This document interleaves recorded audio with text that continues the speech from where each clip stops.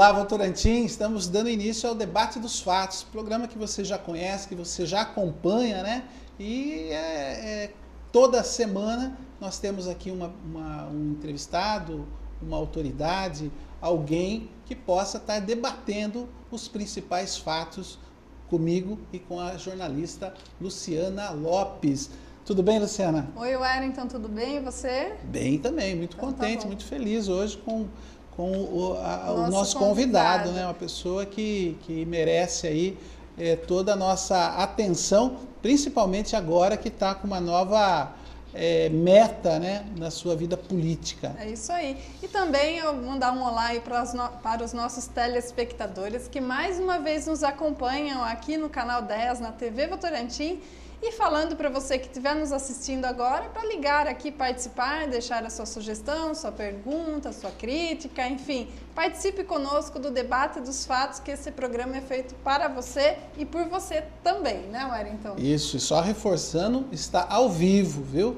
Está ao vivo hoje, quarta-feira, 1h da tarde, 1h20, e na sexta, hoje, você está vendo sexta-feira, foi gravado durante a semana. Ok? Bom, ele já foi vereador, foi secretário de saúde da cidade de Sorocaba, foi prefeito da cidade de Sorocaba e agora, mais recentemente, foi eleito deputado federal pela região de Sorocaba. E a cidade de Votorantim foi uma das responsáveis aí por essa conquista, por essa vitória. Ele teve aqui na nossa cidade 12.749 votos. É um número expressivo, né? Você que acompanhou aí a votação dos outros candidatos, com certeza você tem a mesma opinião que eu. É uma votação expressiva para a nossa cidade. A nossa cidade que tem em torno aí de 85 mil eleitores. Se a gente fizer uma análise aqui, mais de 10%, né, dos eleitores votaram nele. Ex-prefeito de Sorocaba e agora deputado federal, Vitor Lippe. Doutor Vitor, uma satisfação, uma alegria, um prazer tê-lo aqui com a gente na TV Votorantim, batendo esse papo com os nossos telespectadores. Obrigado, Wellington. A satisfação está aqui, cumprimentar a Luciana também, cumprimentar os nossos telespectadores. Dizer que, como você falou, tenho agora um novo desafio, um novo aprendizado, uma nova missão, um novo compromisso, mas eu acho que isso é bom, eu acho que esses desafios são desafios muito importantes e a gente vai procurar de novo fazer o melhor possível, né? A gente sabe que é difícil, mas que não é impossível. Então nós vamos trabalhar bastante, a gente acredita na política. Eu gostaria até de começar o nosso programa dizendo sobre a importância das pessoas se preocuparem com a política, né, Luciana? Muita gente hoje desacredita da política, né? Porque alguns políticos passaram uma imagem muito negativa da política. Então, por escândalos, por corrupção, por uma série de questões, muita gente ficou com uma imagem negativa da política. Então existem, como em qualquer atividade humana, bons e maus na atividade, né? Como existem bons e maus comerciantes, bons e maus empresários, bons e maus profissionais da área do direito, da medicina, jornalistas, é verdade, em todas as áreas. Como existe aquele trabalhador que é bom e aquele que não é bom, e assim vai.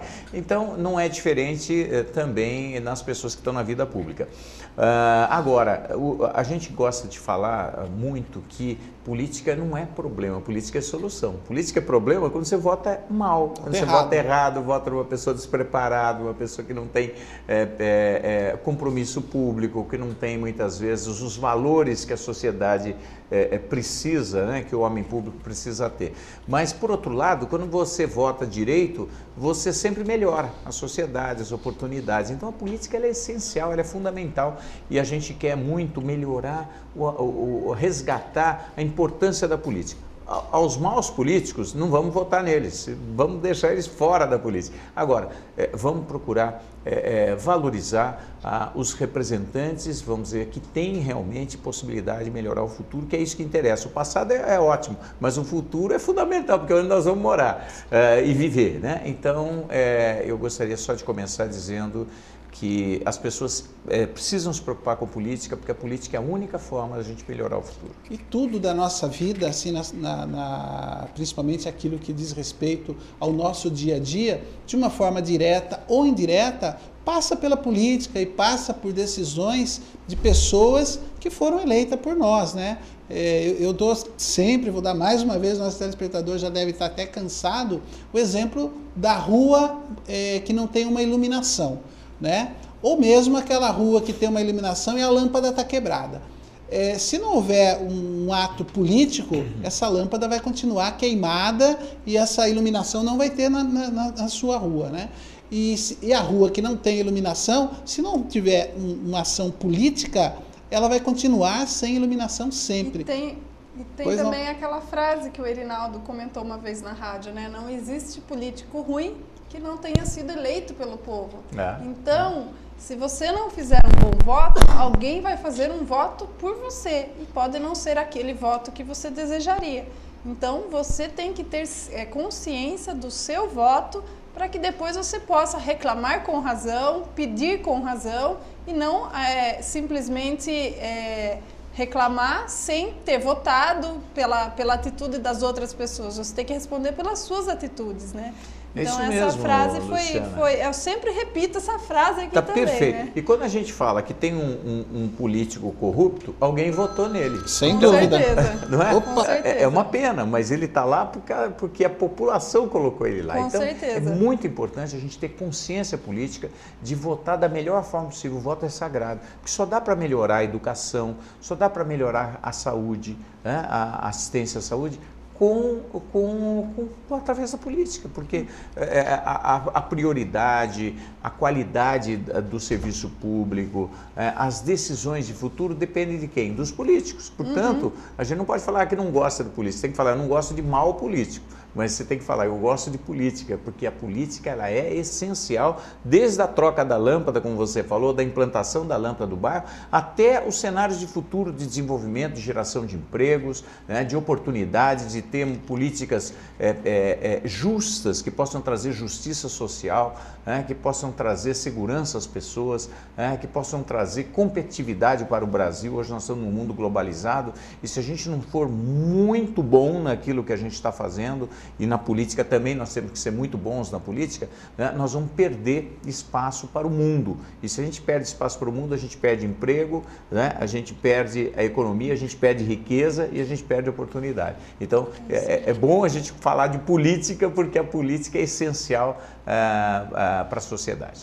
Diego, volta 3 ou 4 fotos que o Dr. Vitor está numa mesa assinando, que a minha pergunta é justamente sobre isso. O senhor sempre já foi vereador, mas o seu vereador tempo... em alumínio. Em alumínio. Está assinando, viu, Diego? Está despachando. Aí aliás, o senhor é natural de Alumínio? Eu nasci em Sorocaba. Mas eu com 4 dias de vida eu fui para Alumínio, porque meus pais moravam lá. Então, Alumínio ainda não existia. Foi onde eu cresci, até a minha adolescência eu passei mas em como Alumínio. Cidade ainda não existia Alumínio? Não, ela pertencia a Mairinque, ela era apenas um distrito industrial, assim como o Votorantim pertencia a Sorocaba. E eu participei desse movimento. Isso que eu ia falar, o senhor participou desse movimento importante naquela região. Então é uma região que o senhor também conhece bem, sem dúvida, né? Não só Sorocaba, Votorantim, o senhor também nessa Alumínio, Mairinque, São Roque, né? Certo. Então, Wellington. Então, a sua experiência como prefeito, de executivo, né? E agora legislativo. Esse desafio assusta, até porque o prefeito tem aí a oportunidade de tomar decisões, tem a oportunidade de muito mais do que legislar, né, de executar, né? E o senhor é um homem muito dinâmico, quem acompanhou a sua administração em Sorocaba sabe disso, né? Aliás, acredito que parte da sua votação deve-se ao excelente trabalho que foi feito no seu mandato, isso é óbvio, né? Mas, a partir de agora, o senhor não executa, o senhor vai legislar. Isso incomoda, isso preocupa? é um outro papel, você tem toda a razão. Quer dizer, eu desempenhei primeiro um papel de vereador lá atrás, depois eu fui secretário da Saúde, que já era um cargo executivo, mas, vamos dizer, com um cenário de saúde pública, que foi muito bom para aprender muita coisa. E depois, como prefeito, como você falou, a gente procurou atuar, vamos dizer assim, sempre com planejamento, sempre trabalhando com equipes, com gestão de equipes, sempre com cenários de futuro. E agora vem um novo aprendizado, né? Estive no Parque Tecnológico um ano também, que foi muito bom, foi muito interessante.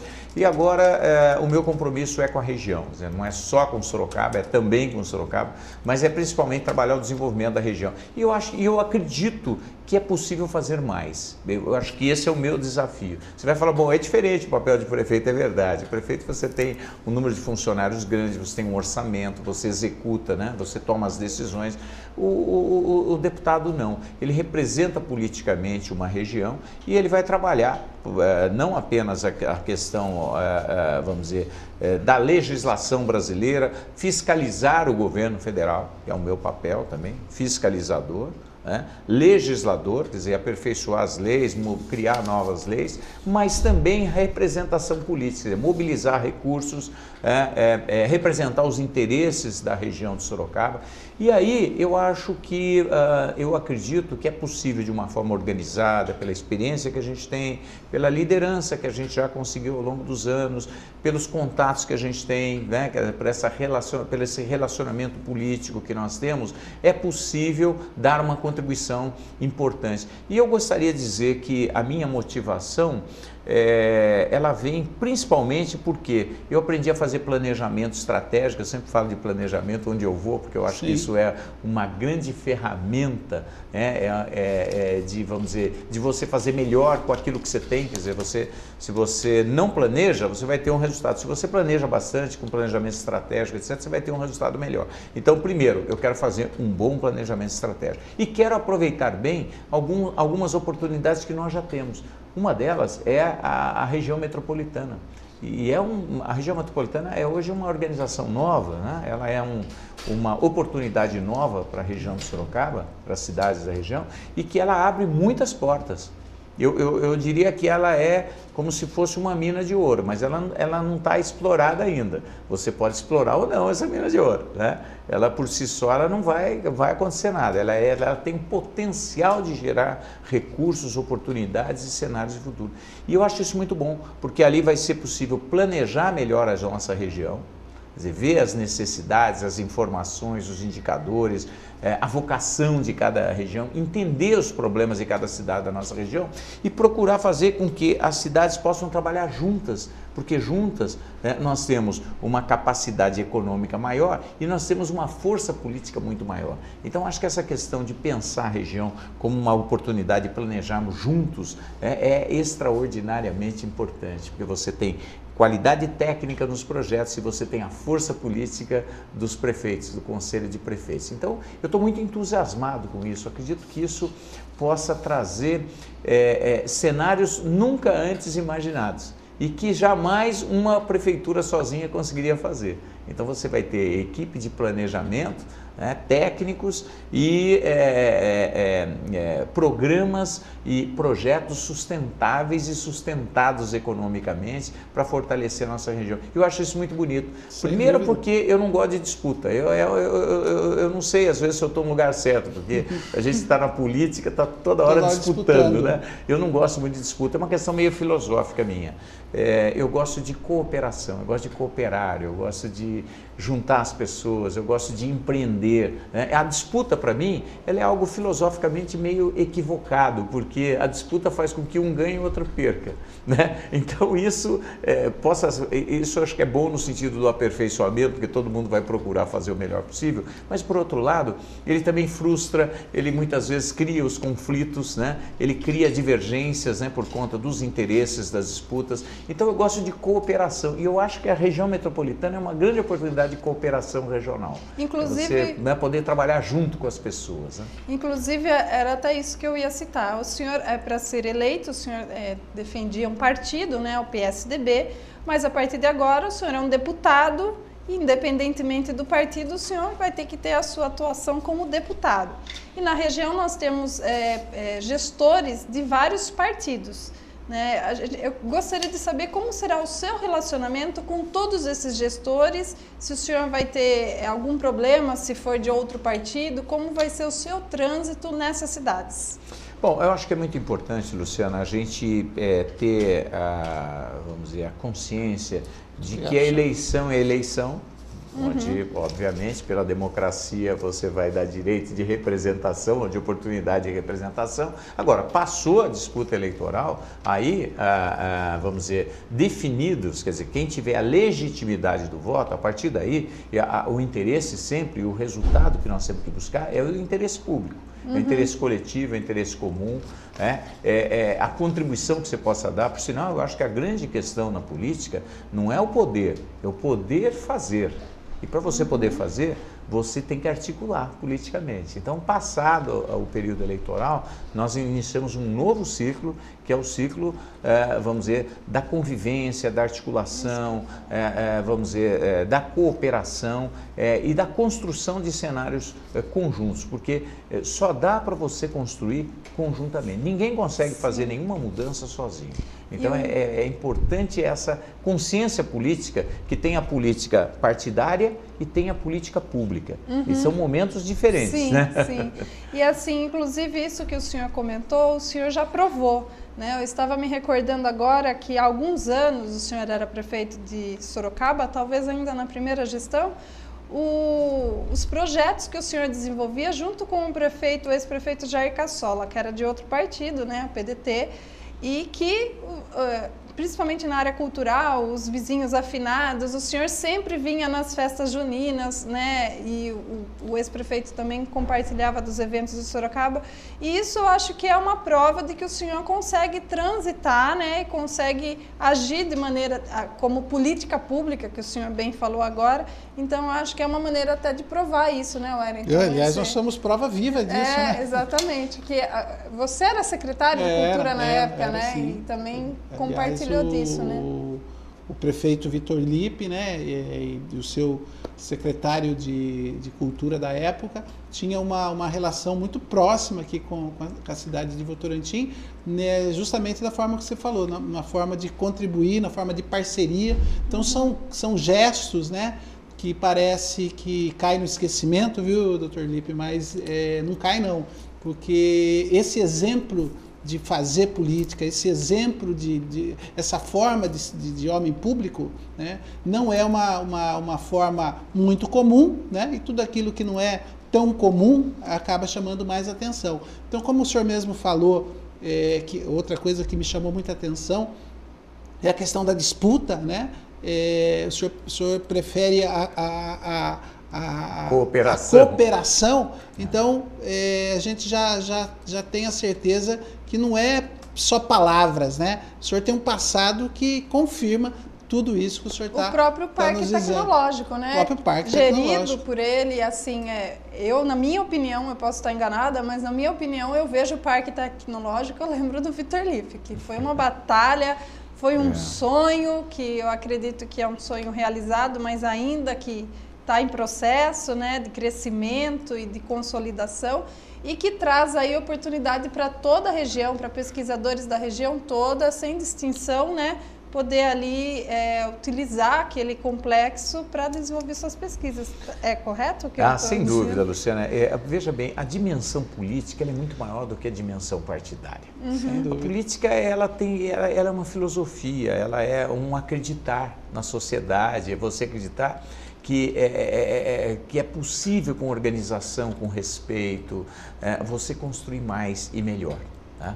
Então, isso está muito acima das questões partidárias, ideológicas ou político-eleitorais. Essa vocação que a gente tem que ter né, essa fé que a gente tem que ter na política, ela supera qualquer outra questão, né? E foram muitas as questões que eu trabalhei junto com partidos de oposição e eu nunca tive essa discriminação, eu nunca perguntei de que partido a pessoa é. O que me interessa é quais são as contribuições que a pessoa pode dar. E como deputado, o senhor vai agir assim também? Não tenha nenhuma dúvida. Bater um vereador lá na porta do senhor, um prefeito, o senhor vai atender. Eu não vou mudar agora, eu já tenho 25 anos de vida pública, né? Eu nunca mudei, eu sou a mesma coisa, quer dizer, eu sou muito parecido, talvez com muito mais conhecimento, muito mais informação e um aprendizado maior, mas os meus valores, a minha forma de me relacionar com as pessoas, a minha relação humana, né? Ela não mudou nada nos últimos 25 anos, independente do cargo que eu ocupei, então não vai ser agora que eu vou mudar, né? Eu vou ser o mesmo Vitor Lippe, que vou conversar, que quero ouvir, que quero acreditar, que quero sonhar, que quero empreender, mas eu acho que a grande questão de estar na vida pública, eu costumo dizer, viu, Wellington, que eu sou muito desligado às vezes nas questões materiais e tal, tá? Então eu fico pensando o seguinte, que o que paga a gente que está na vida pública, e não é fácil, porque os problemas são muito grandes, a legislação, a burocracia, as disputas, a complexidade da gestão pública, né? A escassez de recursos, muitas vezes até de recursos humanos, e uma série de questões, mas eu acho que o que realmente nos paga, vamos dizer assim, o que faz valer a pena é o resultado. Então, essa busca do resultado, ela tem que estar acima de qualquer outro interesse, ou partidário, ou qualquer outra coisa, né? Então, eu vou sempre buscar aquela coisa... Nós conseguimos fazer algumas parcerias muito boas, mesmo com o governo do PT, por exemplo, quando conseguimos trazer a Universidade Federal para cá, de São Carlos, né? E fiz grandes amigos, né? Com as pessoas que nos ajudaram, enfim, não existe essa questão. Para mim, sinceramente, essa é uma questão menor.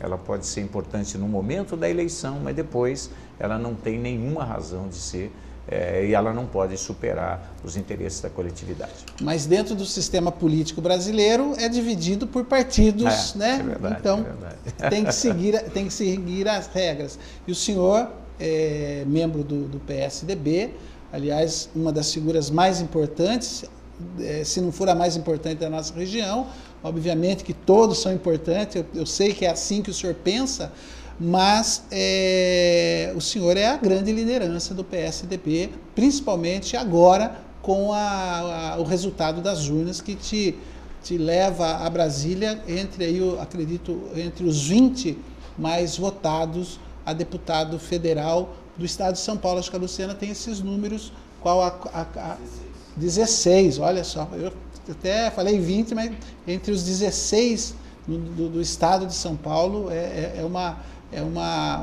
prova nas urnas do quanto o senhor é uma pessoa aprovada pela população como um político. E nas cidades da região, em várias cidades, ele obteve o primeiro lugar, não só em Votorantim, onde ele teve mais de 22% dos votos do eleitorado, Piedade ele teve em primeiro lugar, Araçoiaba em primeiro lugar, Alumínio em primeiro lugar, Salto de Pirapora também em primeiro lugar. Em São Paulo, o senhor teve uma votação muito expressiva, 3.194 votos, quer dizer, uma outra região metropolitana, na capital do estado, é uma quantidade de votos bastante grande. Eu nem esperava né? isso, viu? Você me perguntar por quê, nós somos na lista telefônica saber quantos Lippes tinham lá em São Paulo, não tem muito, né? Não tem.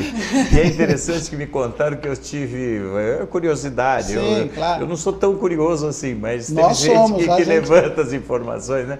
E eu tive votos em todas as zonas eleitorais de São Paulo. Para mim é uma grande surpresa, Nossa. Porque eu não pedi para ninguém fazer, eu não tive ninguém fazendo minha campanha lá. E eu acredito que foi esse trabalho, talvez, essa irradiação de pessoas que conhecem, que por algum motivo é parente ou é amigo, ou assistiu uma palestra, ou assistiu, sei lá, uma apresentação, um debate, ou participou de algum programa junto com a gente, ou desenvolveu algum tipo de atividade que ficou conhecendo o nosso trabalho. E a própria repercussão da sua atividade como prefeito, ele foi reeleito com 79%, né? Então, assim, é uma votação tão expressiva que quem está lá, por mais que não conheça, fala, puxa vida, se quase 80% de uma cidade de 600 mil habitantes que seja, né, elegeram, né, confiaram o trabalho, quem somos nós para dizer que ele não é o melhor representante? Mas você né? sabe, Luciana, em cima disso, eu acho que uma coisa bonita, uma vez nós fizemos um encontro, lá em Alumínio ainda, quando eu era vereador, para falar sobre a ética da solidariedade. Fica um nome meio complicado, né? A ética da solidariedade. Na verdade, a ideia era a seguinte, porque é importante a gente ser solidário, isso é um valor muito importante da sociedade, mas como é que a gente pode identificar aquela solidariedade mais bonita, mais valorosa? E aí nós chegamos à conclusão de que é quando você repassa o seu conhecimento para o outro. Né? É o que o educador faz Sim. com amor, com carinho, é o que os pais fazem para os seus filhos, passar o seu conhecimento. Isso é a coisa mais bonita, é a solidariedade, mas é muito mais importante do que dar uma cesta básica, que é importante, mas a cesta básica acaba, né? Depois de alguns dias, de algumas semanas, você passar o seu conhecimento. E eu acredito que essa também tem que ser um compromisso meu, também é questão filosófica. Quer dizer, eu aprendi muita coisa, tive a oportunidade de fazer universidade, que na época que eu fiz universidade, só 3% dos brasileiros tinham acesso à universidade. E o senhor é médico dermatologista, fui médico dermatologista, né? Fui, né? Porque agora não exerço mais, mas enfim, sou médico, né? Mas eu tive esses privilégios, Luciano, de ser, meu pai foi médico, né? É médico ainda, está hoje com 82 anos, uma belezinha. Ele ainda exerce? Ele acompanha tudo, adora ler, né? E foi uma pessoa que exerceu uma medicina social. Naquela época, o médico da família, né? Uhum. Então, ele era chamado de pediatra, de geriatra, todo mundo se identificava porque ele atendia a família, né? de uma forma integral, né? E a minha mãe foi educadora, professora, depois diretora. Ela foi minha professora de educação moral e cívica. Então, eu passei a minha infância com valores cívicos muito fortes, porque eu hasteava a bandeira, eu organizava os desfiles cívicos, quer dizer, eu tive essa oportunidade de ter um pai que fez uma medicina comunitária e social e uma mãe educadora, professora de educação moral e cívica. Você pode crer com isso que eu, no mínimo, né, eu devo dedicar grande parte da minha vida para esse país. Retribuir esses privilégios que Deus me deu. Porque não foi minha escolha, eu tive vamos dizer, essa oportunidade. Então, eu acho que grande parte do jeito de eu trabalhar vem de eu retribuir tudo isso que eu tive, essas oportunidades que eu tive. Então, é muito gostoso, porque na política você pode fazer isso. Eu, como médico, também eu procurava fazer isso, mas na vida pública eu posso fazer mais ainda. Né? Quando você exerce a vida pública, vamos dizer, com valores, com princípios, ela é maravilhosa. Né? E é importante as pessoas saberem disso, que não é todo mundo que está na política, que está lá para, sei lá, só por vaidade ou para desviar as coisas. Então, muitas pessoas estão lá por idealismo, né? Porque realmente acreditam no mundo, assim como a gente vê tanta gente que se dedica às instituições filantrópicas, né? Mas eu falei tudo isso em relação ao seguinte, eu tive uma oportunidade de aprendizado muito grande nesses 25 anos. Eu queria muito passar isso para meus filhos, para meus amigos, para todos os jovens, se fosse possível, né? E eu entendo que essa é uma questão da gente falar da cidade educadora. Vocês se lembram que eu falava muito disso, Sorocaba ser uma cidade educadora? Uhum. Sim. Isso. É aprender na cidade, com as pessoas. São as pessoas mais velhas ou as pessoas que já aprenderam poderem ajudar, né, a ensinar, né, para os menores, para os mais jovens. Esse é o conceito maior da cidade educadora. Uhum. E aí eu fico pensando que eu também preciso repassar isso que eu aprendi, porque senão só eu vou me beneficiar disso. Né? E aí eu fico pensando que uma das questões que eu quero lutar como deputado é criar uma escola para prefeitos, ou um curso para prefeitos, ou ter, vamos dizer assim, procurar com esse aprendizado que eu tive e milhões e milhares de prefeitos brasileiros, a gente organizar um curso para ajudar aqueles que estão com a oportunidade de representar o povo.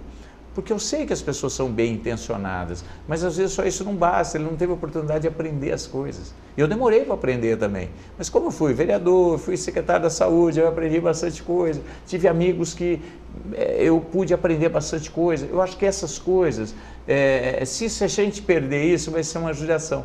Então eu gostaria muito de retribuir isso, repassando para os mais jovens que estão aí, para os prefeitos que estão sendo eleitos, muitos pela primeira vez, que eles pudessem ter orientação, ou ter alguns princípios, ou ter algumas informações que pudessem ajudá-los a que eles exercessem o seu cargo, né, com melhores resultados. Muito Isso bem. É mais uma ideia, né? Nossa, mas que ideia, compartilhar, que ideia fantástica, né? Até porque, como o senhor mesmo disse, muitas pessoas têm boas intenções, mas recebe essa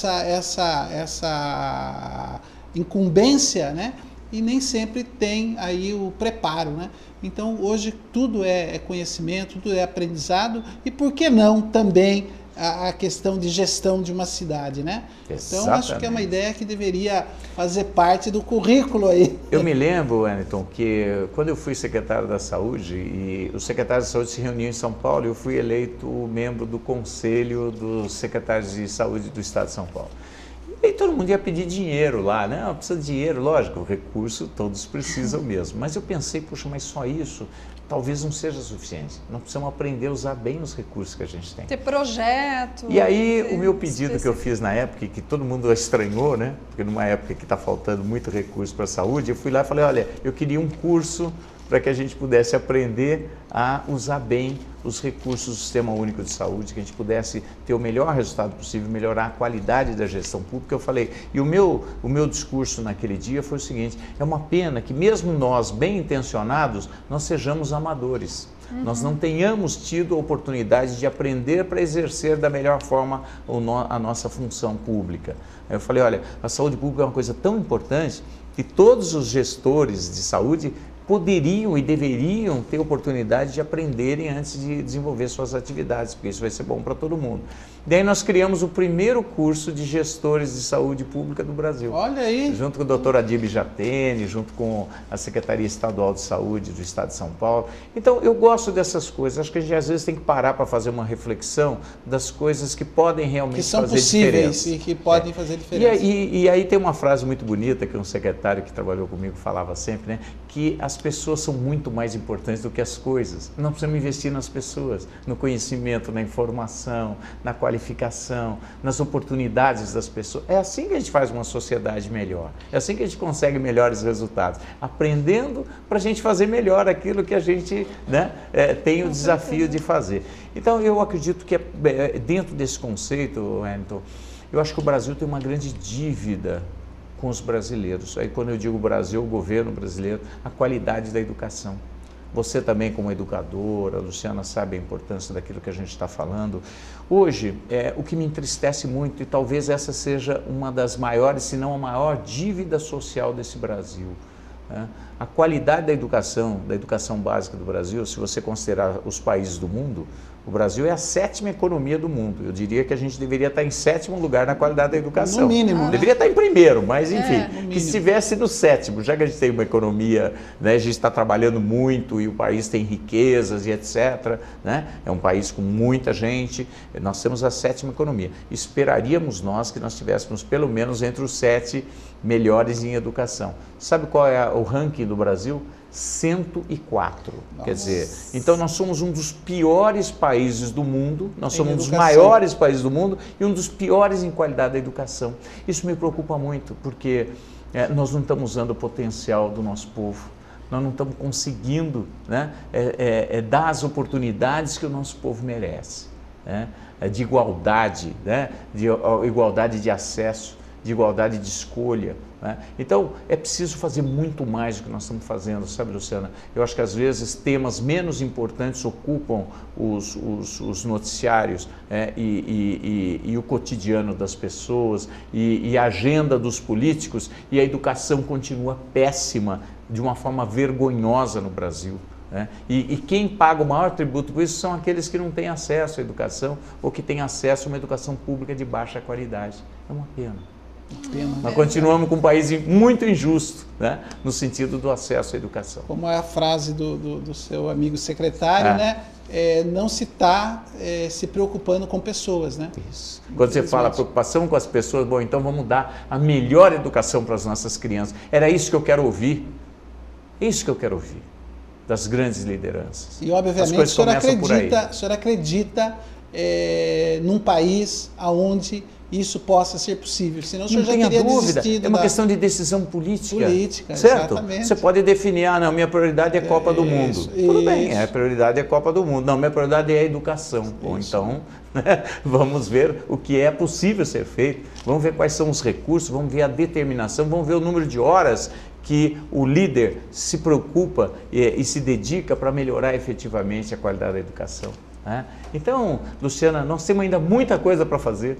Muita coisa para fazer para esse Brasil. E é lógico, eu estava trabalhando em Sorocaba, agora eu estou trabalhando pela região, mas eu também estou em Brasília, acompanhando essas coisas. Como deputado federal, o senhor é responsável pelas leis que regem o país. Sem dúvida. Então, as suas ações vão refletir no país todo, né? Eu espero que sim. Muita gente imagina que o deputado é aquele que encaminha a emenda parlamentar para a cidade. Isso para a cidade é importante porque os orçamentos dos municípios são extremamente restritos, eles vivem mais das emendas do que com o próprio orçamento.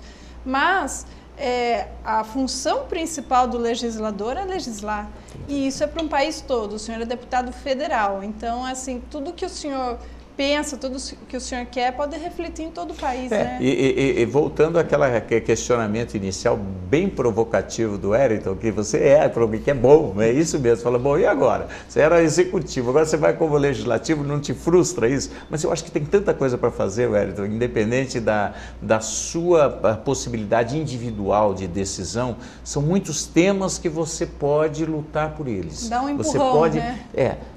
Iluminar temas importantes ou que a gente considera importantes, como a questão da qualidade da educação, como essa questão que você comentou muito bem, Luciana, dos recursos que vêm para os municípios. Não é justo que o Estado, ou quer dizer, o governo federal, seja realmente, vamos dizer, o grande detentor dos recursos do Brasil, quando na verdade o cidadão mora aqui no município. E ele vai na escola aqui, ele vai no hospital aqui, ele é atendido no médico aqui, e ele tem que morar numa rua e a coleta do lixo é aqui. Então não é justo que a maioria dos recursos fique em Brasília. Os recursos deveriam estar aqui. Essa é uma outra discussão do Pacto Federativo, para que a gente possa efetivamente dar mais autonomia e mais condições para os prefeitos não ficarem com o pires na mão, como se diz, né? Buscando um recursozinho que ele deveria ter oportunidade de ter no seu orçamento. Então nós precisamos rediscutir essas questões, não vai depender só de mim, mas eu entendo que uma parte do meu tempo eu tenho que discutir os grandes temas que possam contribuir para um futuro melhor. Para esse país que nós sonhamos, que ainda não chegou lá, nós tivemos grandes avanços, mas eu acho que nós estamos muito distantes ainda dos países desenvolvidos, sabe, daqueles países que conseguem conviver com níveis de violência aceitáveis. Hoje ninguém aguenta mais a violência no país, é um negócio surreal. Você vai para qualquer lugar do mundo, você fala assim, puxa, como aqui é gostoso, não é que é gostoso, é que lá você sente... tranquila, né? Exatamente, é a segurança, quer dizer, sabe, nós estamos numa situação de insegurança muito grande, a questão das drogas que os nossos jovens nos preocupam muito, a assistência à saúde ainda deixa muito a desejar, a qualidade da educação não preciso nem falar que nós estamos em 104 no mundo, a tecnologia, nós sabemos hoje, quando a gente pensou no Parque Tecnológico, então, a gente pensou, bom, como é que nós podemos, a gente pensar, bom, Sorocaba vai indo bem, né? Mas será que daqui 5, 10, 20 anos ela vai estar bem? Não sei, vai depender do que a gente fizer agora. Né? Então, não adianta ficar esperando o futuro, nós temos que construir o futuro. Como é que a gente constrói o futuro? Fazendo análise de 10, 20, 30 anos de cenários de futuro. E a gente viu, Luciana, que as indústrias, hoje elas estão perdendo cada vez mais a importância econômica. Por quê? Porque elas hoje dependem de uma questão que está na vida de todos nós, que é a inovação. As coisas estão mudando muito rápido. Por sinal, a única certeza que a gente tem, Luciana, é que as coisas vão mudar cada vez mais rápido, os produtos, os conceitos. Então, a gente precisa estar aberto às mudanças. Hoje, os produtos duram 2, 3 anos. Um produto que é ótimo já saiu do mercado. Então, não adianta você ter uma ótima indústria que produz um ótimo produto, porque daqui 2, 3 anos, se você já não estiver fazendo um novo, ou pensando em alguma modificação, você vai ficar para fora. E quando você faz isso, você perde empregos, você perde riqueza, você perde renda, você perde impostos, você enfraquece o país. Então nós temos hoje um país com muitas indústrias, mas as nossas indústrias não estão preparadas para inovar. Para acompanhar o desenvolvimento. Então, o que está acontecendo? E já está acontecendo isso, Luciano. Nós estamos perdendo indústrias no Brasil. Por quê? Porque hoje a economia mais forte não é mais a economia industrial, é a economia do conhecimento, é a economia da inovação tecnológica. Por quê? Se tudo muda muito rápido, quem é que é mais forte? É quem tem o conhecimento do futuro próximo. E quem tem conhecimento do futuro próximo não é aquele que produz, é aquele que pesquisa. Né? Ele sabe produzir, ele conhece bem o mercado, mas ele não consegue inovar por falta de conhecimento tecnológico. Então, o que é o Parque Tecnológico Sorocaba? A gente pensou nisso. Onde é que estão a maioria dos pesquisadores? Estão nas universidades.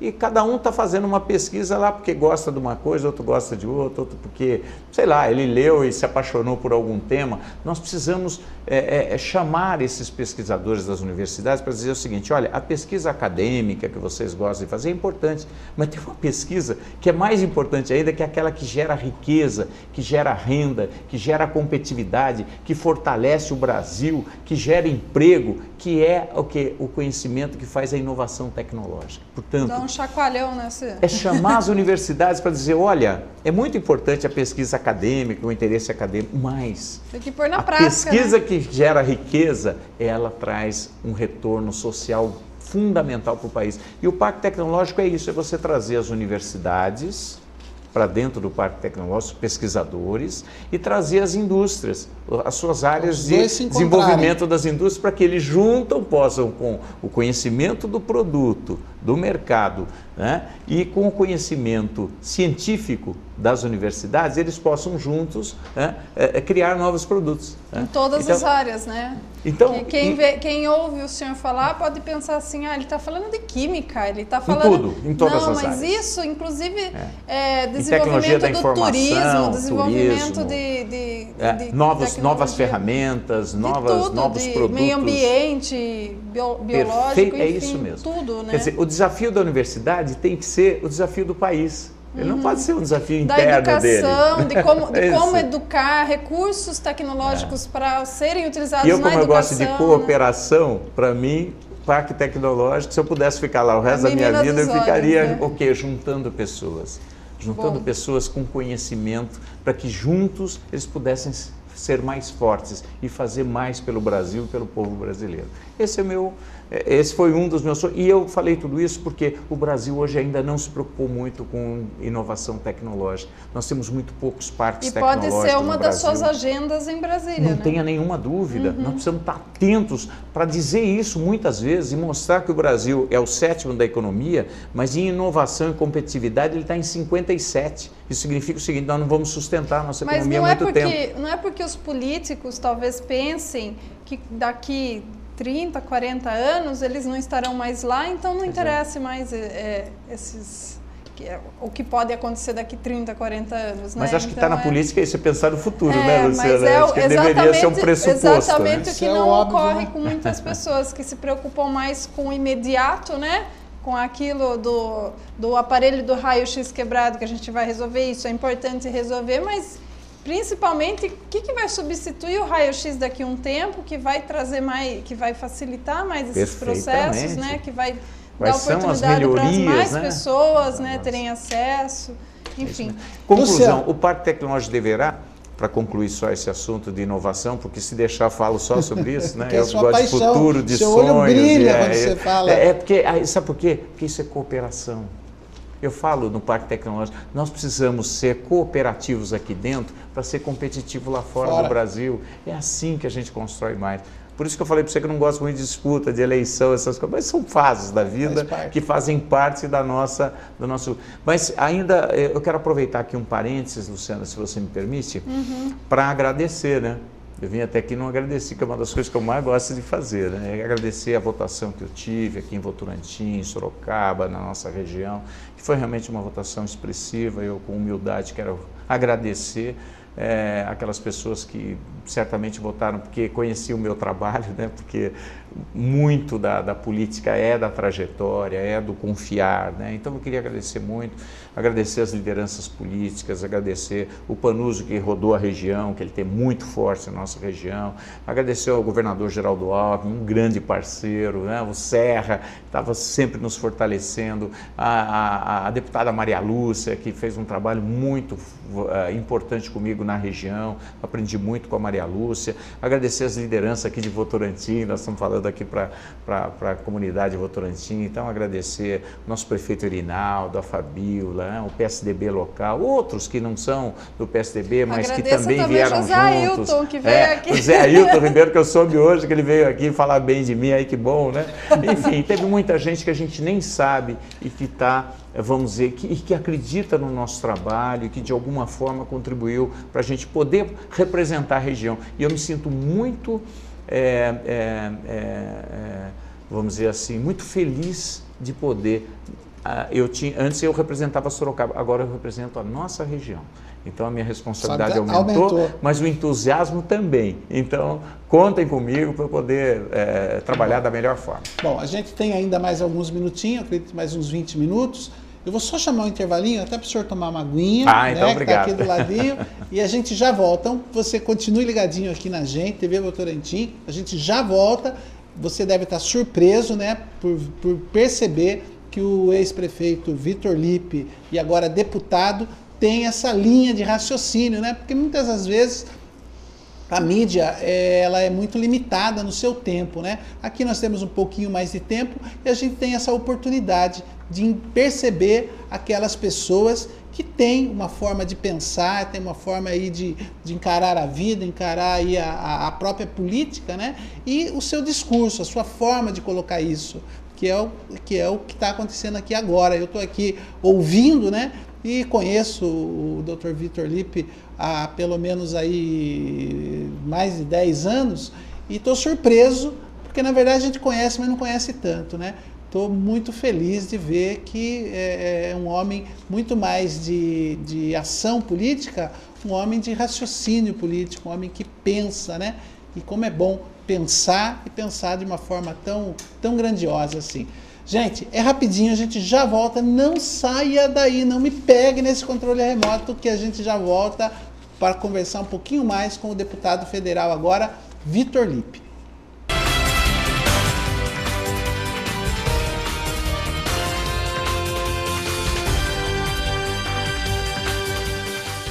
APEVO, Associação dos Aposentados e Pensionistas de Votorantim e Região. Associe-se. Faça parte da nossa família.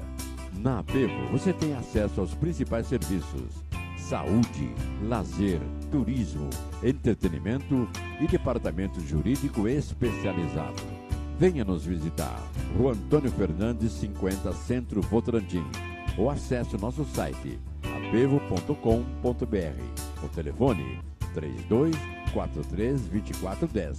APEVO. Portal Gazeta de Votorantim, onde você fica informado de tudo o que acontece em Votorantim e na região. Notícias renovadas de hora em hora. Acesse gazetadevotorantim.com.br. Gazeta de Votorantim, um jornal que tem um lado, o seu. Numa região de fácil acesso a Raposo Tavares e a poucos minutos de shoppings e hipermercados, surge o Granville Guanabara Residencial. Um empreendimento com toda a infraestrutura e segurança que a sua família merece. Apartamentos de 2 dormitórios entregues com acabamento completo e uma ampla área de lazer, plantão de vendas, na rua Jaziel de Azevedo Ribeiro, 255 em Votorantim. Telefone 3023-2012. Granville Guanabara. O melhor custo-benefício na melhor localização. Travessia Modas. Eu tenho certeza que você quer ficar bonita, bela e sem pagar muito. Venha conhecer Travessia Modas, bem pertinho de você, no coração da cidade de Votorantim, região central. Roupas femininas, moda casual. Quando vir ao centro, vem até a Travessia Modas.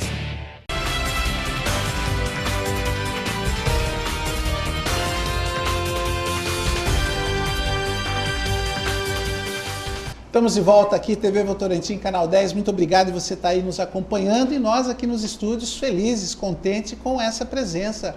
Dr. Vitor Lippe, ele que agora é deputado federal pela toda a nossa região. Mas Votorantim tem um saborzinho aí um pouquinho maior, porque eu acredito entre as cidades que o agora deputado Vitor Lippe teve votação, Votorantim, se não for a segunda, terceira cidade, claro, Sorocaba a primeira, né? É óbvio. Mas Votorantim deve ser a segunda ou a terceira cidade onde o número de votos foi maior, né? Isso ele vai poder confirmar para a gente daqui a pouquinho. Mas, doutor Vitor Lippe, o trabalho da militância do PSDB foi importante, acredito que em todas as cidades, né?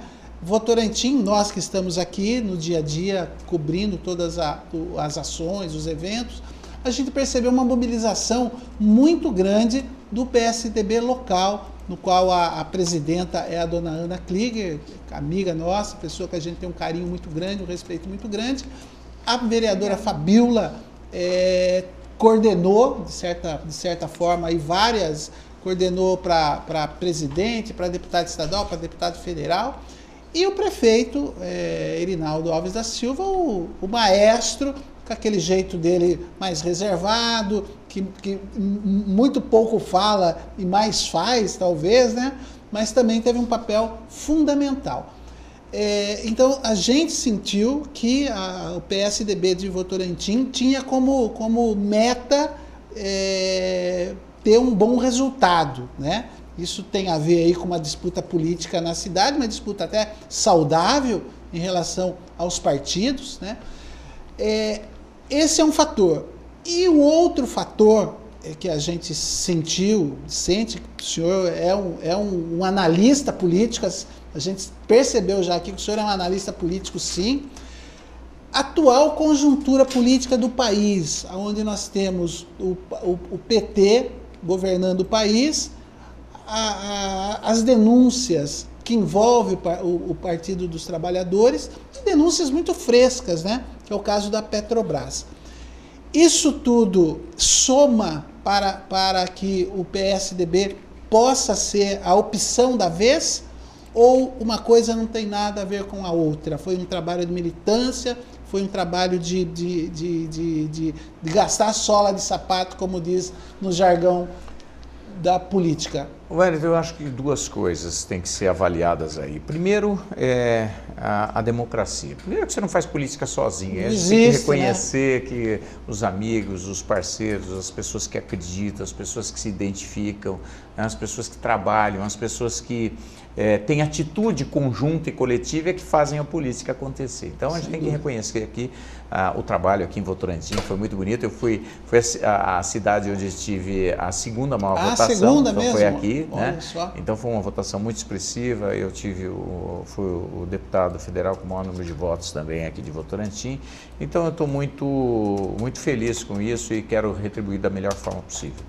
Mas, como você estava falando, do cenário nacional. Então, a democracia nos permite, com a possibilidade da reeleição, é um plebiscito. Quer dizer, se o governo vai indo muito bem, você tem a possibilidade de reconduzir o governo. Quando o governo vai mal, você deseja, ou a maioria acaba fazendo opção vamos dizer, pela mudança do governo. E se a gente fizer uma avaliação hoje do governo federal, lamentavelmente, né, a gente vê uns cenários muito ruins. E aí não é porque eu sou do PSDB, isso a gente pode falar com qualquer economista do Brasil, qualquer analista econômico, qualquer pessoa que tenha conhecimento da economia do Brasil, e pode dizer a situação difícil que nós passamos. Porque nós tivemos períodos de crescimento, né, que veio lá da época do Fernando Henrique, controlou a inflação.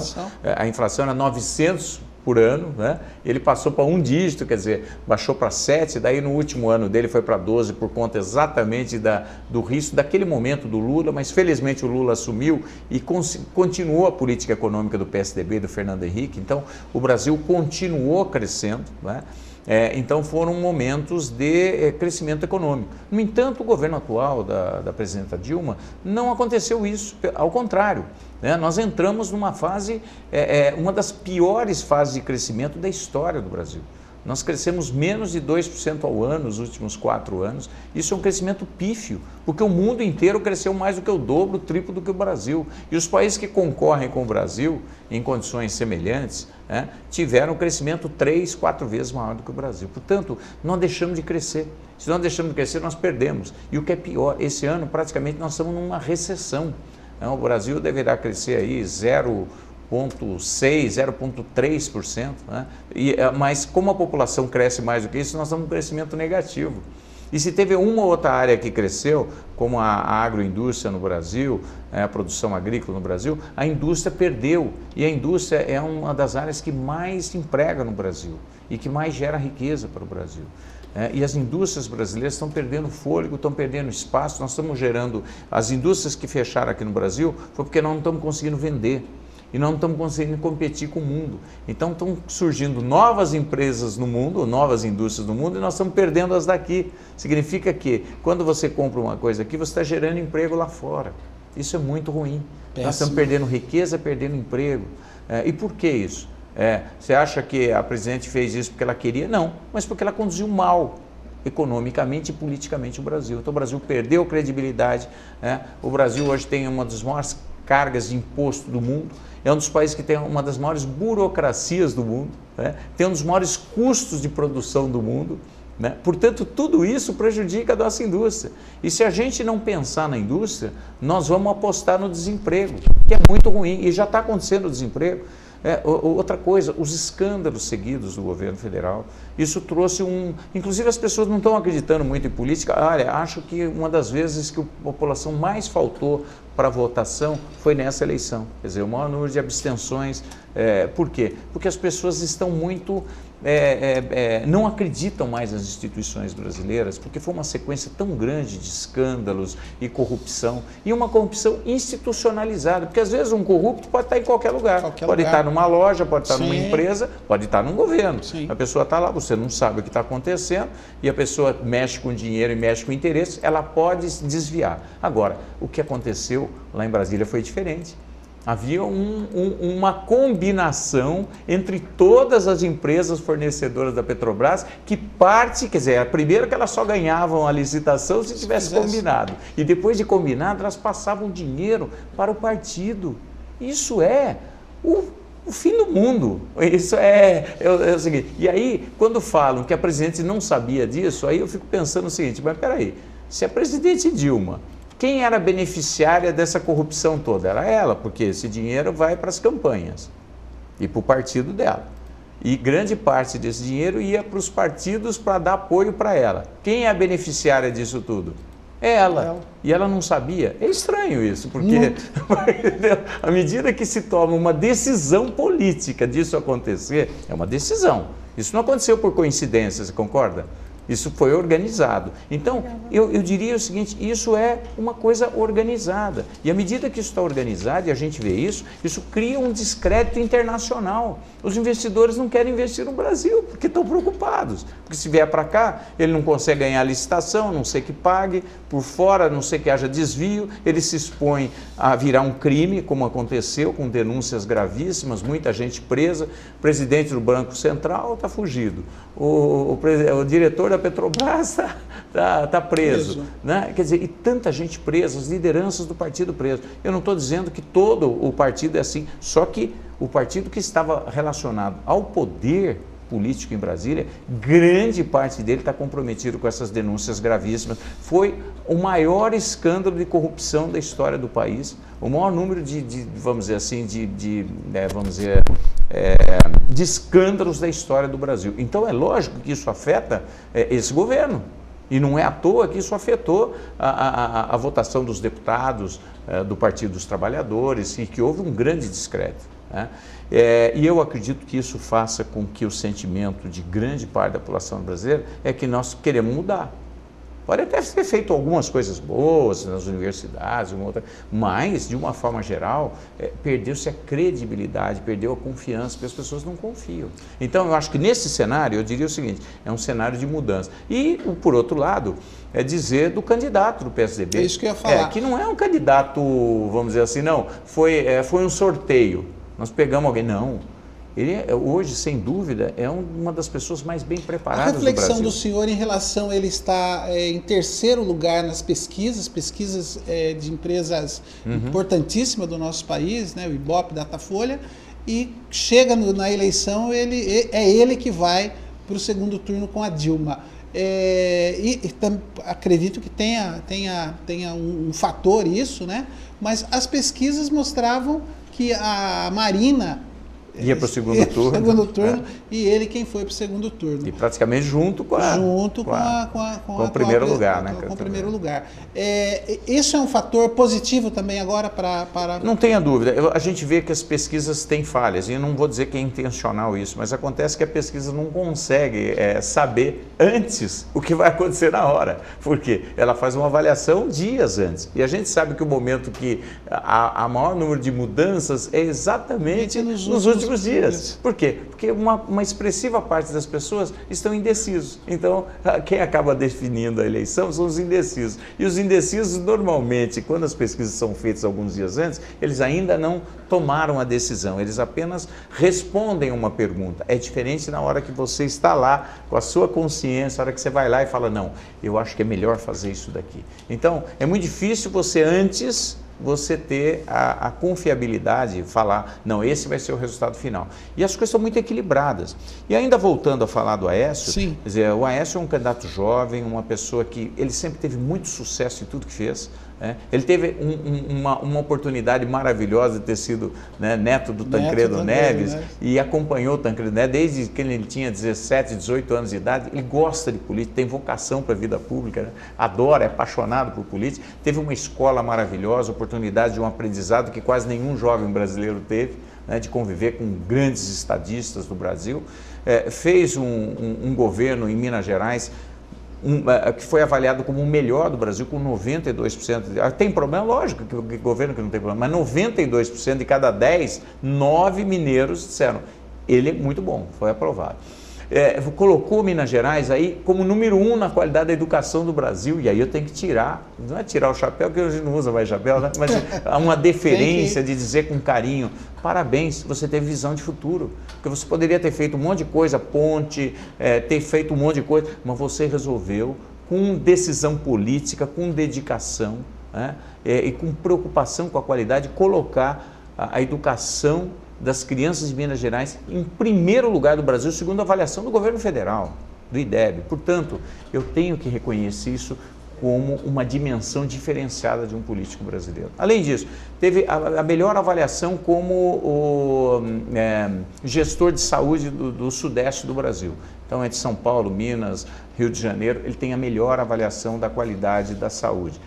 Realmente fez uma grande transformação nas finanças, foi um excelente deputado federal, chegou à presidência da Câmara Federal, sempre respeitado por todos, porque tem postura, tem ética, tem qualidades, tem liderança, foi um senador muito diferenciado. Quer dizer, tudo que ele fez, e hoje eu não tenho nenhuma dúvida que ele está absolutamente preparado para governar o Brasil, com visão de futuro, com visão para a educação, conhecendo bem os problemas brasileiros, tendo essa experiência de ter sido um bom gestor, conhecendo o problema dos municípios e dos estados brasileiros. Então, eu sinto o seguinte, que nós temos um candidato, sem sombra de dúvida, né, muito diferenciado, e que eu acredito que é isso que o Brasil precisa para o Brasil, nesse momento, né, estar passando na frente dos outros países e não atrás, como nós vemos hoje. Ele é primeiro lugar em violência, ele é último lugar em qualidade da educação, ele está muito ruim em saúde, né, em assistência à saúde. Por sinal, esse governo que está aí foi o governo que mais perdeu hospitais. Eu acho que um dos compromissos de qualquer governante é melhorar a assistência à saúde, e a gente sabe que o centro de saúde é importante, mas o hospital, se não funciona, a pessoa morre. Não é? É uma questão de respeito à necessidade maior do ser humano, que é atendimento à saúde. E aí, Wellington, infelizmente, nos últimos anos, o Brasil perdeu centenas de hospitais. Nunca aconteceu isso na história do Brasil. Sempre os governantes ampliaram os hospitais. Nós perdemos centenas de hospitais. Isso é inacreditável. Então, se você avaliar isso, eu acho que a maioria da população não sabe disso. Não teve acesso a essa informação e também não conhece o Aécio Neves. Você vai falar, bom, mas ele é tão bom porque ele não está na frente. Porque eu acho que é difícil. Eu conheço ele, porque eu sou um amigo de partido, eu convivo, eu ouço, eu discuto política o tempo todo, mas a maioria da população não tem essa oportunidade que eu tive, né? Por isso eu agradeço até o espaço de estar aqui defendendo aquilo que a informação que eu tenho. Né? Para nós é importante levar o conhecimento dos nossos telespectadores. Antes de eu passar para a Luciana, que está ali cheia de angustiada para poder Posso só concluir uma coisinha claro. Em um segundo? Sim. Falar da questão econômica. Eu falei da saúde, da educação. Que foi péssimo fechar os hospitais do Brasil, a qualidade da educação que está o caos, né? Da credibilidade internacional do Brasil, da violência do Brasil, que nunca foi tão grande, das drogas, que nunca nós tivemos tantas drogas no Brasil. Né? E as opções que eu falei aqui no começo também, você tem que escolher muitas vezes. Se você acha mais importante Copa do Mundo ou saneamento do Brasil. Nós temos 30 milhões de brasileiros, Wellington, que não têm água tratada. E essas famílias perdem seus filhos por diarreia infecciosa. Quantas milhares e milhares de crianças morreram porque não tem água tratada? Qual seria a sua decisão se você fosse o presidente desse país, Wellington? Entre fazer uma Copa do Mundo ou garantir saneamento básico, ou garantir água tratada para as mães e para as crianças brasileiras? São decisões políticas. Então, gente, né? Essas são questões que me fazem o seguinte, participar agora dessa eleição com muita dedicação, porque eu tenho que lutar por aquilo que eu acredito. E eu acho que esse governo daí fez escolhas muito equivocadas, né? Deixou de fazer aquilo, não volto a dizer, não é intencional não, mas não teve capacidade, não teve qualidade.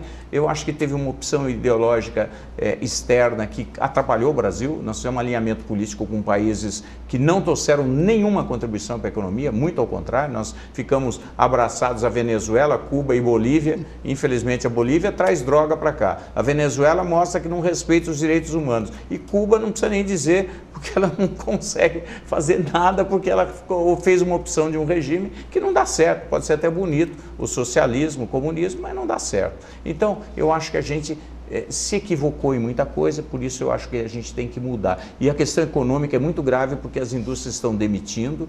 Eu tenho os dados de Sorocaba mostrando que as indústrias vão indo, sabe, muito preocupantes, os cenários são preocupantes, todas elas têm cenário de demissão para os próximos meses. E a inflação, que a presidente disse que não tem inflação, mas a dona de casa que faz compra, minha esposa faz compra, e ela fala, olha, o que eu comprava 1 ano, 2 anos atrás, mudou totalmente. Então, se a pessoa fala que não tem inflação, aí você vai fazer compra, você vê a inflação, aí você desconfia do governo. Né? Sem dúvida nenhuma. Então, são esses cenários que me fazem, sinceramente, estar nas ruas. Não é porque é o meu partido, é porque eu entendo que nós temos um candidato muito melhor e muito mais bem preparado para melhorar o Brasil. Eu só queria fazer uma última pergunta e entender, na verdade, entender. A gente está vendo agora o Aécio, né? E o senhor é um exemplo disso. Aonde encontrar forças para poder superar e suportar, porque todas aquelas pessoas que estão em evidência, todas aquelas pessoas que estão assim num certo nível aí que causa até, é uma palavrinha já antiga, que é a inveja, talvez, né? Às vezes não é só aquela inveja, a inveja da capacidade do outro, né? Isso acaba trazendo muitos dissabores, né? E a gente aqui no andar de baixo, vamos chamar assim, seres mortais normais, qualquer agressão nos deixa assim muito, estou dizendo por mim, nos deixa abatido, desestimulados. Às vezes indignados. Indignado, né? A gente não sabe o que fazer. Puxa, mas mesmo que eu errei, eu não tive a intenção, me dá a chance de eu reverter isso, e às vezes você não tem essa oportunidade. Enfim, essa estrutura falta. Né? Estou vendo o Aécio agora, acompanhando a sua vida política. O senhor passou por alguns momentos em que quem o conhece, quem acompanhou, até se preocupou, né? Porque sempre foi uma pessoa gentil, pessoa elegante, faz parte da sua personalidade. Então a gente até pensava, nossa, como que ele está sentindo isso, ouvindo isso, né? De onde vem essa força e o que leva a suportar determinados momentos que a gente percebe que não são nada fáceis. O Aécio tá apanhando aí de certa forma. Assim, já falaram de tudo dele, né? Desde que usa droga, que fez aeroporto onde não podia. Olha, foi uma... Mas comigo também então, foi difícil. Eu só queria só entender um pouquinho como que funciona. Eu vou contar, eu estava preocupado com as últimas eleições aí, até quando eu cheguei aqui, você falou, bom, e aí como é que estava, né? O que você esperava? Eu falei, bom, eu não sabia o que esperava, porque depois que eu deixei o Parque Tecnológico e eu, vamos dizer, dei a notícia de que eu iria ser candidato a deputado federal, nós tivemos uma sequência de CPIs em Sorocaba da Câmara. Ah, né? Verdade. E que me desgastaram muito, porque o pessoal falava isso, falava aquilo, é coisa de oposição. Até porque o senhor também se colocou à disposição para ser candidato, e isso parece que... Aí chamou a atenção, e aí a artilharia pesada em cima de mim, né? Então, todos as CPIs que foram criadas foram arquivadas pelo Ministério Público, não tinha nada. Aquele negócio de obras paradas, é que nós fizemos 742 obras e 7% dessas obras nós tivemos atrasos, que são normais, ninguém teve culpa disso, e agora já estão concluídas as obras e tal, sem problema nenhum.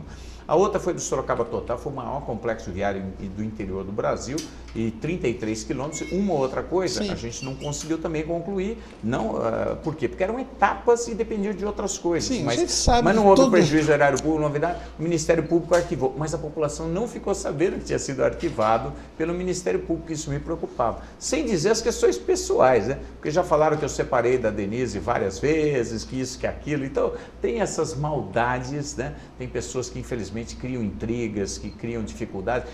Eu acho que essa é a pior parte da política, porque é onde não se usa ética. Né? Quando a gente fala em ética, eu até falo, às vezes, as pessoas às vezes não sabem o que é ética, né? Porque a ética é você usar sempre o melhor dos seus valores.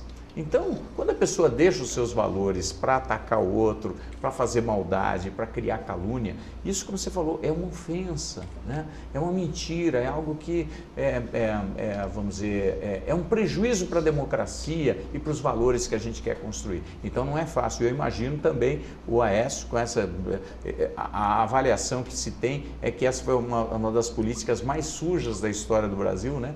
Com muitos ataques, e eu acho que isso é muito ruim, muito negativo, mas tenho certeza que o povo não gosta de agressão, não gosta de ataque, não gosta de calúnia. O povo é sério, o povo gosta de trabalhar, o povo gosta de respeito, né? O povo gosta da verdade, o povo gosta da sinceridade, né? Isso é fundamental, ser transparente, né? Então, eu vou acreditar que a maioria do povo quer tudo isso e por isso quer a mudança. Tudo bem. Luciana, agora está com você aí. Vamos lá, muita gente ligando. O Luiz Henrique, ele questiona, deputado, como o senhor pretende trabalhar para amenizar os problemas da nossa cidade e região em relação à saúde e avanço das drogas? Eu não tenho ainda todas as soluções, eu sou muito sincero nisso. Eu gostaria de ter todas essas soluções da saúde, e também da questão do combate às drogas. Mas posso dizer que grande parte do meu trabalho vai ser relacionada a buscar soluções para isso. Eu preciso conhecer melhor os problemas da nossa região, Luciana, e preciso encontrar formas de juntar as pessoas, porque sei que muitas das soluções estão no trabalho conjunto, integrado. Eu posso não conseguir dinheiro a mais, porque não depende de mim, mas a gente pode se organizar melhor para conseguir um melhor resultado. Vou dar um exemplo.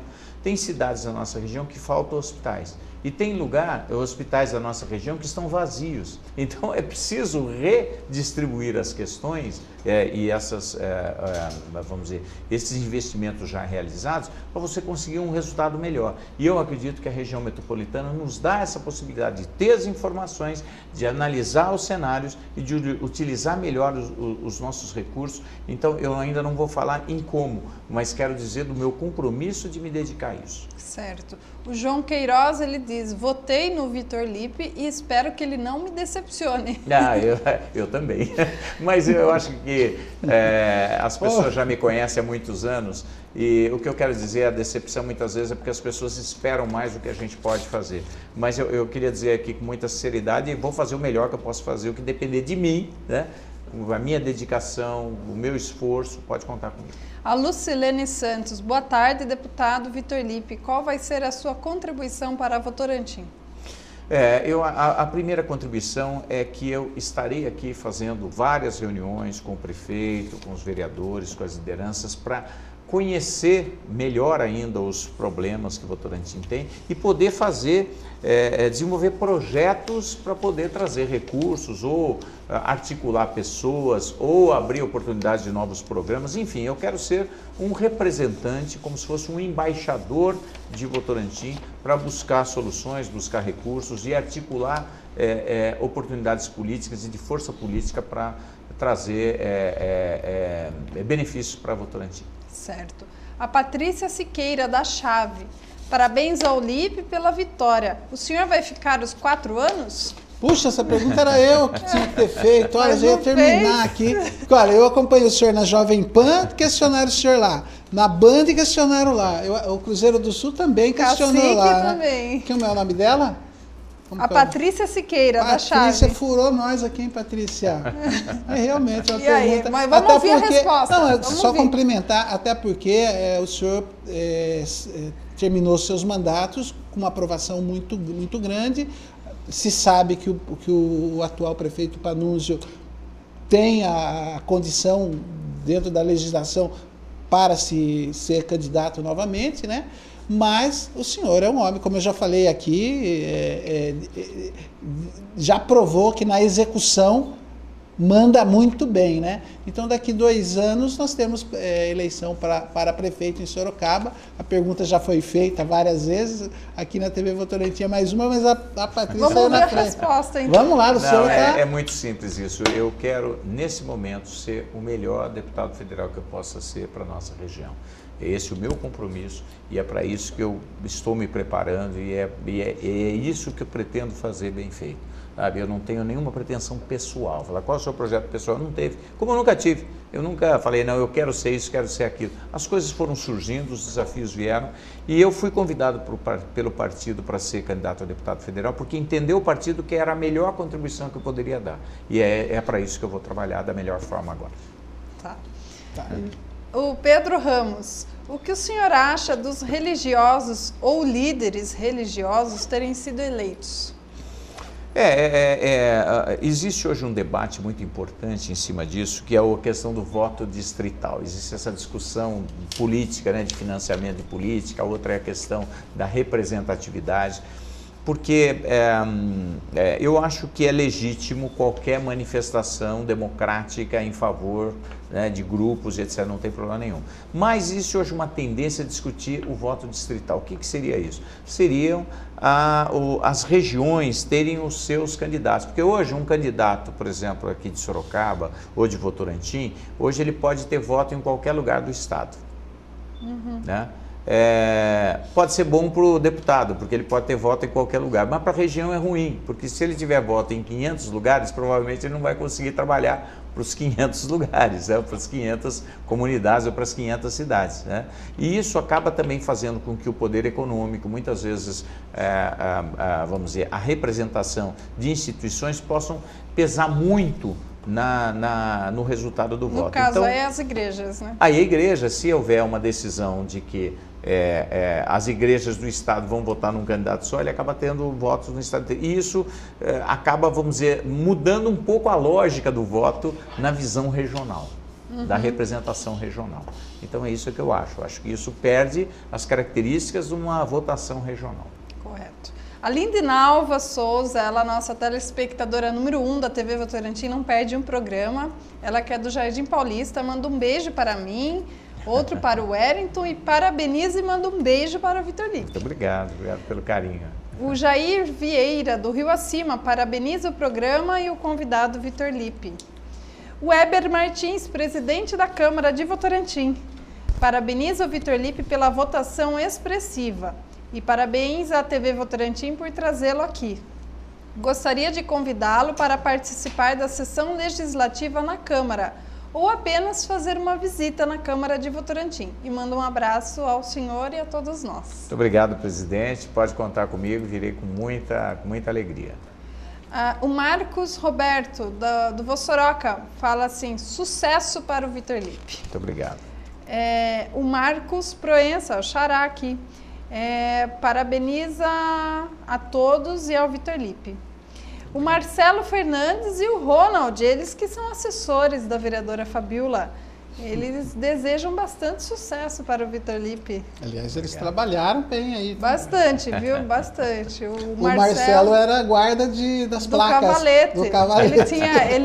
Ele adotou um cavalete e aonde você vira, ele estava com o cavalete dele, na hora marcada ele colocava, ele cuidava, ele lustrava, escovava o dente lá do cavalete. Pode ter certeza que ele foi um bom guardião. Quando sumiu um cavalete, ele rodou a baiana, né? Rodou, noticiou o cavalete dele lá.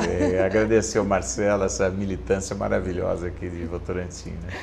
A Maria Aparecida Oliveira, do Jataí 2, manda abraço para o Wellington, para mim, e ao Vitor Lippe também, a todos do Canal 10. Obrigado. A Maria Lúcia de Lima, do Vossoroca, manda abraço a todos nós. O Raí Briques, da Vila Nova, que o Vitor Lippe continue fazendo um ótimo trabalho. Obrigado. A Lúcia de Jesus, do Jardim Icatu, parabeniza a TV Votorantim, que está sempre fazendo um ótimo trabalho e agora trazendo o Vitor Lippe. A Lindy Nova ligou de novo. Pergunta, pelas pesquisas a Dilma e o Aécio estão empatados. Se empatar, o que acontece? Tem que for um voto. Bom, um voto de diferença tem que dar, né? Acho que não chega a empatar tanto assim. O Brasil é muito grande para nunca imaginei uma situação dessa, né, Wellington? Quando é no poder legislativo, aí assume o mais velho. Não deve ser assim, porque acho que é impossível ver um empate efetivo, né? Porque você pode empatar, vamos dizer, no percentual de votos, mas como são milhões de votos, dezenas de milhões de votos, certamente não é como alguém vai ter uma votação que teve maior. 7 votos de diferença para a Vicentina ganhar. E quando se houvesse o empate, aí o mais velho assumiria. Daí, nesse caso, a Dilma ganharia. Não, mas eu acho que isso não vai acontecer. E, por fim, o Carlos Fogaça, do Jardim do Bairro Protestante, parabeniza o programa e um abraço ao Vitor Lippe. Bom, encerradas muito bem, eu queria assim, já caminhar aqui para a finalização, mas antes eu queria parabenizar, viu, por algumas ações em Sorocaba que marcaram a minha vida, né? Eu até anotei aqui a ciclovia, são muitas, né? A nossa produtora fez uma seleção aqui, mas algumas delas são decisões políticas que deveriam ser exemplos para toda a nossa região, inclusive para Votorantim, viu, prefeito Erinaldo? Inclusive para Votorantim. Ciclovia, Sabe Tudo, o mega plantio de árvores, eu nunca vou me esquecer. O dia estava meio chuvoso, né? Bom, enfim. Mas são muitas coisas que estão aqui, mas tem uma que faz parte da minha história, da minha vida, né? Que foi a decisão política e a coragem política de se criar na cidade de Sorocaba a Secretaria de Cultura, né? Foi uma decisão, até agora dá até uma certa emoção, né?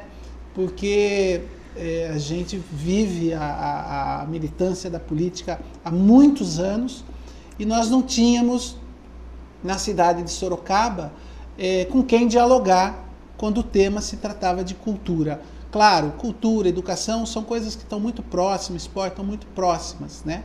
Mas se fazia genericamente as ações, né? Exatamente. E de uma forma aí surpreendente até, porque foi uma decisão assim que pegou todo mundo de surpresa. Não foi feito aquele alarde antes, isso não foi promessa de campanha. E a Secretaria de Cultura da cidade de Sorocaba foi implantada, está lá até hoje, tem o seu orçamento próprio, tem o seu gestor, tem a sua equipe. Então, para uma cidade como Sorocaba, veio tarde, mas veio graças a essa decisão política dessa pessoa que está aqui, que se chama Vitor Lippe, que a gente agradece bastante. Obrigado, Vitor, Agradecer mais uma vez, muito obrigado por estar aqui com a gente, uma honra, viu? Desejamos aí que o seu trabalho, a partir de agora, possa ser um trabalho de muita dedicação, de muita energia, saúde, né? Para poder superar. Durante a campanha agora, você passou por uma cirurgia no olho, a gente viu aí algumas fotos de retina. Com o tapume, né? No olho. Então, que você tenha muita saúde, muita energia, muita disposição para que possa dar conta dessa nova missão, dessa nova jornada. Um abraço à sua família, à sua esposa, a doutora Denise, pessoa também que a gente tem um carinho, um respeito muito grande, e dizer que a TV Votorantim, o jornal, a Gazeta de Votorantim, que eu gosto sempre de lembrar, que o jornal está completando 2 anos, surgiu no mês em que o prefeito Erinaldo Alves assumiu a prefeitura de Votorantim, né? Então está completando 2 anos e gostaria de colocar à sua disposição para estar fazendo uma prestação de contas, não sei se a palavra é justamente essa, né? Para os eleitores, para a nossa população. Luciana Lopes, antes de eu passar para o Dr. Vitor se despedir, passar para você. Eu também gostaria de agradecê-lo pela presença, por ter vindo aqui, convidá-lo para vir sempre, as portas estão sempre abertas, ressaltar aí o que o Wellington falou. Tem algumas pessoas que ligaram agora no final, não vai dar tempo de eu ler as perguntas, mas eu vou falar o nome e depois eu encaminho aqui para o deputado. A Bernadette Gugoni, do Parque São João, manda abraço a todos. A Alessandra do Dominguinho manda abraço ao Vitor Lippe, para todos da TV Votorantim. A Diva Rodrigues do Jataí, ela fez umas perguntas sobre a ASP 264. Eu vou passar para ele. A Márcia Leodora Félix do Dominguinho nos acompanha. A Neuza Bete, da Barra Funda, parabeniza o Vitor e diz que quando a sogra dela fazia tratamento de câncer, sempre viu o Vitor lá trabalhando. E a Diva Rodrigues do Jataí... Não, essa já perguntou. E o Roberto Jimenez, ele faz uma pergunta relacionada a juros bancários. Eu também depois repasso para o senhor. Bom, agradeço aos nossos telespectadores que nos acompanharam em mais esta edição do Debate dos Fatos e fique conosco aí na programação da TV Votorantim. Obrigada também ao Wellington aí pela oportunidade de dividir a bancada e a toda a equipe da TV Votorantim. Dr. Vitor Lippe, os microfones estão à sua disposição. Primeiro agradecer a vocês por um programa tão gostoso, tão à vontade, eu acho que é assim que é gostoso. Eu costumo dizer que simplicidade e felicidade andam juntos. Eu não gosto muito de formalidade, o gostoso é assim, é você ser do jeito que você é, assim acho que é a forma mais espontânea. Então, fiquei muito à vontade aqui com vocês, muito obrigado pelo carinho, parabéns pela audiência, aí, fiquei impressionado com o número de pessoas que estão participando. Deixar o meu abraço especial para o nosso querido prefeito Erinaldo, que é uma pessoa de grande experiência, tem vocação para a vida pública e está se esforçando bastante para fazer o melhor, e a gente sabe que o começo do governo sempre é mais difícil, né? E ele tem cenários muito favoráveis, pode contar comigo lá em Brasília, nós vamos trabalhar bastante, e aqui também, porque eu estarei aqui muitas vezes, e dizer que eu fico muito honrado com essa votação, com essa oportunidade que a população me deu, que Deus me deu, e vamos fazer o melhor possível. Eu acho que a gente faz o melhor possível.